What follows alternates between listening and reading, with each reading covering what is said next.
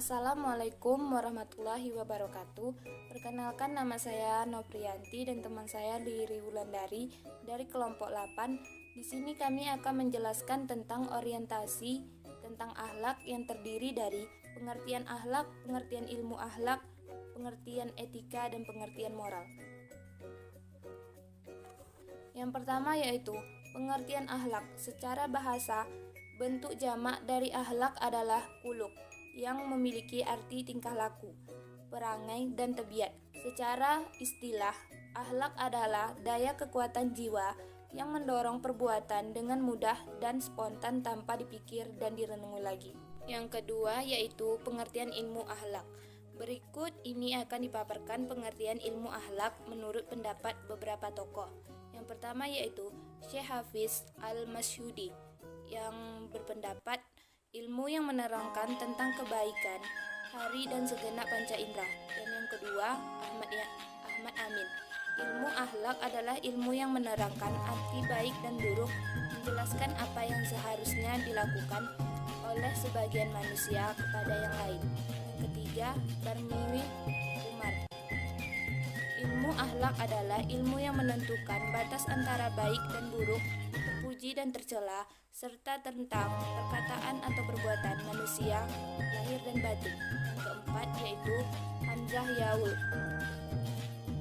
berpendapat ilmu akhlak adalah ilmu yang menentukan batas antara yang baik dan buruk, antaranya yang terpuji dan tercela, tentang perkataan atau perbuatan manusia secara lahir dan batin. Dari beberapa definisi tersebut, dapat disimpulkan bahwa pengertian ilmu akhlak mencakup 4 hal, yaitu yang pertama, menjelaskan arti baik dan buruk. Yang kedua, menerangkan apa yang seharusnya dilakukan. Yang ketiga, menunjukkan jalan untuk melakukan perbuatan. Dan yang keempat, menyatakan tujuan di dalam perbuatan. Yang ketiga yaitu pengertian etika. Akhlak merupakan konsep moral dalam Islam yang berisi ajaran-ajaran tentang bagaimana seseorang harus bertindak dalam kehidupan ini agar menjadi orang yang lebih baik. Adapun dalam etika adalah sebuah ilmu, bukan sebuah ajaran. Adapun pengertian menurut para ahli berbeda-beda terhadap etika. Yang pertama yaitu Ahmad Amin.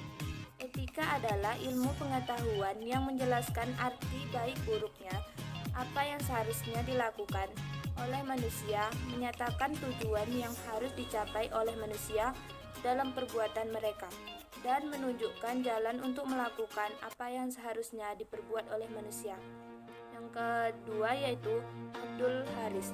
Etika pada umumnya hanya dilihat dari sisi nilai baik buruk. Yang ketiga, Suegarda. Etika adalah filsafat nilai, yaitu pengetahuan tentang nilai-nilai. Etika merupakan ilmu yang mempelajari kebaikan dan keburukan dalam kehidupan manusia. Yang keempat, Budlor Ahmad. Etika merupakan ilmu yang pengetahuan rohaniah normatif bersifat teologis. Dengan demikian, jika bukan lagi ilmu pengetahuan yang dapat diukur secara sistematis. Bertolak dari uraian di atas, pengertian etika menurut filsafat adalah ilmu yang menyelidiki perbuatan baik dan buruk dengan memerhatikan amal perbuatan manusia sejauh yang dapat dipahami akal pikiran. Etika terbagi menjadi 3 macam, yaitu etika deskripsi, etika normatif, dan etika meta. Yang keempat yaitu pengertian moral. Secara etimologis, istilah moral berasal dari bahasa Latin yaitu mores, yang merupakan bentuk jamak dari mos yang berarti adat kebiasaan. Dalam bahasa Indonesia, moral diterjemahkan sebagai susila. Moral dipahami sebagai sesuatu yang diterima oleh kaum massa. Dalam hal ini, mengarah pada tindakan manusia yang baik dan wajar, sesuai dengan ukuran tindakan yang diterima oleh umum dalam lingkungan sosial. Etika dan moral memiliki persamaan. Secara etimologis, kata etika dan moral mempunyai arti yang sama, yaitu kebiasaan, adat, Dengan kata lain, etika dengan rumus yang sama dengan moral adalah nilai-nilai dan norma. Adalah nilai-nilai dan norma yang berpegangan bagi seseorang atau suatu kelompok dalam mengatur tingkah laku. Sekian, selanjutnya akan dilanjutkan oleh teman saya, Riri Wulandari. Kepada Riri Wulandari, saya persilahkan. Etika adalah sebuah ilmu, bukan sebuah ajaran. Adapun pengertian menurut para ahli berbeda-beda terhadap etika. Yang pertama yaitu Ahmad Amin. Etika adalah ilmu pengetahuan yang menjelaskan arti baik buruknya, apa yang seharusnya dilakukan oleh manusia, menyatakan tujuan yang harus dicapai oleh manusia dalam perbuatan mereka, dan menunjukkan jalan untuk melakukan apa yang seharusnya diperbuat oleh manusia. Yang kedua yaitu Abdul Haris. Etika pada umumnya hanya dilihat dari sisi nilai baik buruk. Yang ketiga, Suegarda. Etika adalah filsafat nilai, yaitu pengetahuan tentang nilai-nilai. Etika merupakan ilmu yang mempelajari kebaikan dan keburukan dalam kehidupan manusia. Yang keempat, Budlor Ahmad. Etika merupakan ilmu yang pengetahuan rohaniah normatif bersifat teologis. Dengan demikian, jika bukan lagi ilmu pengetahuan yang dapat diukur secara sistematis. Bertolak dari uraian di atas, pengertian etika menurut filsafat adalah ilmu yang menyelidiki perbuatan baik dan buruk dengan memerhatikan amal perbuatan manusia sejauh yang dapat dipahami akal pikiran. Etika terbagi menjadi 3 macam, yaitu etika deskripsi, etika normatif, dan etika meta. Yang keempat yaitu pengertian moral. Secara etimologis, istilah moral berasal dari bahasa Latin yaitu mores, yang merupakan bentuk jamak dari mos yang berarti adat kebiasaan. Dalam bahasa Indonesia, moral diterjemahkan sebagai susila. Moral dipahami sebagai sesuatu yang diterima oleh kaum massa. Dalam hal ini, mengarah pada tindakan manusia yang baik dan wajar, sesuai dengan ukuran tindakan yang diterima oleh umum dalam lingkungan sosial.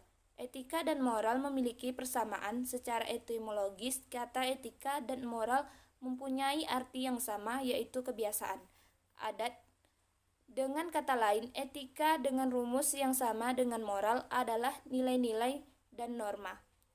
Adalah nilai-nilai dan norma yang berpegangan bagi seseorang atau suatu kelompok dalam mengatur tingkah laku.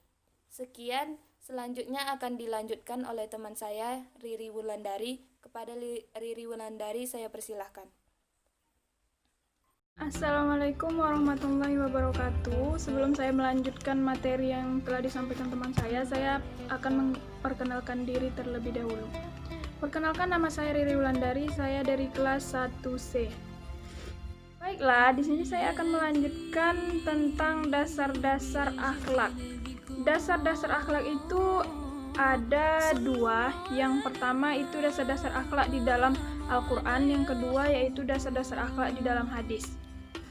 Dasar-dasar akhlak di dalam Al-Quran yaitu terdapat di dalam surat Al-Ahzab ayat 21, yang artinya sesungguhnya telah ada pada diri Rasulullah itu suri tauladan yang baik bagaimana bagimu, yaitu bagi orang-orang yang mengharapkan rahmat Allah dan kedatangan hari kiamat dan yang hanya mengingat Allah Subhanahu wa Ta'ala.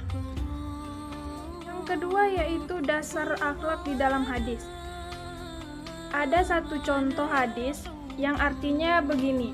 Dari Anas bin Malik radhiyallahu anhu, ia berkata, Nabi SAW bersabda, sesungguhnya setiap agama memiliki akhlak dan akhlak Islami adalah rasa malu.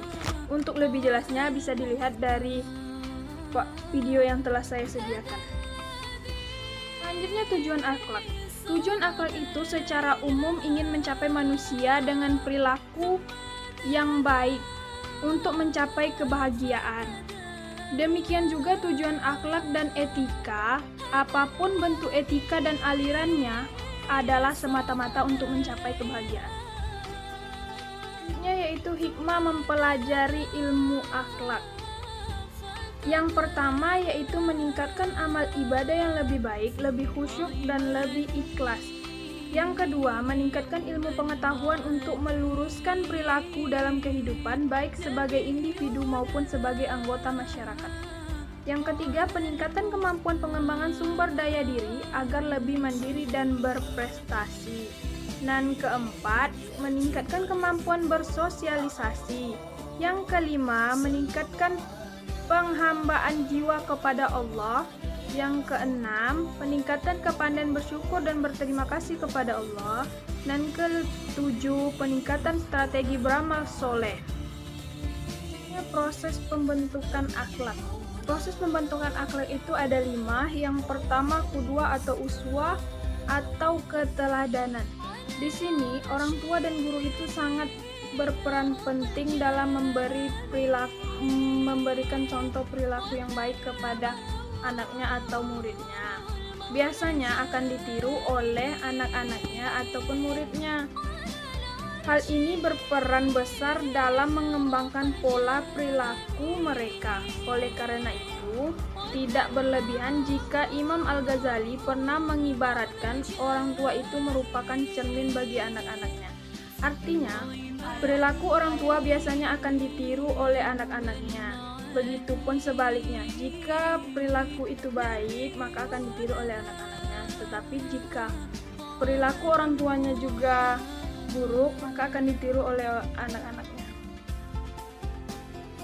Dan selanjutnya yaitu tentang taklim, artinya pengajaran. Dengan pengajaran berperilaku keteladanan akan berbentuk pribadi yang baik dalam mengajarkan hal-hal yang baik. Kita tidak perlu menggunakan kekerasan dan kekuasaan. Yang ketiga yaitu takwid atau pembiasaan. Pembiasaan perlu ditanamkan dalam bentuk pribadi yang berakhlak. Sebagai contoh, sejak kecil, anak dibiasakan membaca bismillah sebelum makan. Itu contohnya. Dan yang keempat yaitu targhib, reward, memberi hadiah.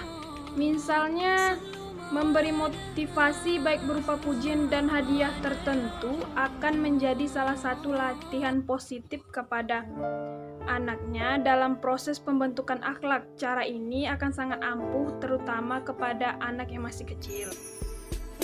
Dan yang kelima, tarhib atau pemberian ancaman atau hukuman. Dalam proses pembentukan akhlak terkadang diperlukan ancaman dan hukuman agar anak tidak bersikap sembrono. Dengan demikian, anak akan enggan melanggar norma-norma tertentu. Nah, itu yang dapat saya sampaikan. Lebih dan kurang saya mohon maaf apabila ada kesalahan dan kehilapan. Mohon dimaafkan. Wabillahi taufiq wal hidayah. Wassalamualaikum warahmatullahi wabarakatuh.